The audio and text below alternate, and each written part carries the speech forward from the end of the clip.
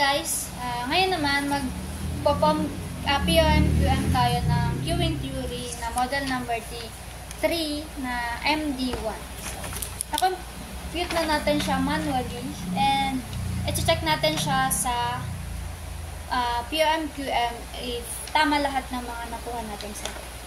So, simulan na natin guys. Oopsie. Sorry. Yan. So, bago tayo magsimula, make sure na yung module natin, para makuha natin ang MD1, kasi walang queuing theory sa POM-COM. So, ang alternate niya is the waiting line. So, gagamitin natin siyempre si MD1. So, ito na guys. Una, mag-input tayo ng title. So, yung dati nating title, si Senbank. Yeah. Then, sa cost analysis, use cost lang. Then, click OK.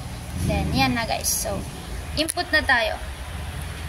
Sa ang arrival natin sa ating unang na-compute or anong ginawa is the arrival rate natin is 11. The service rate is 12. The number of servers, syempre 1 kasi MD1. Then service cost, which is 5, and the waiting cost is 6. Then yan na guys. So syempre i-check muna natin yung mga in-input natin if tama ba dun sa ating kailangang i-solve. So, if okay na lahat, na-check na natin, tama naman lahat, then, click solve lang guys. Click solve. Then, yan. Lalabas na sila. Ito yung mga kinompute natin kanina. Then, check natin if tama. Oh, LQ. The LQ. Ang LQ natin is 5.042147. Yan, naka 2 decimal points lang guys ang POM-QM. So, tama tayo sa LQ or the average number. Then, the average number in system, which is the L, is 5.9584 sa computation natin. Then, kay POM-COM is 5.96. Naka-round up na siya, guys. So, ganyan. Is okay, tama tayo, guys. Average time in the queue or the WQ natin is 0.458. Ay, 0 WQ, yeah, WQ. 0.458. So, ni-round up na ni POM-COM. Naging 0.46. Then, na W natin is 0.5416. Naging 0.54 na lang siya, guys. Yan siya, guys. Then, okay, tama naman lahat, guys. Nakuha natin.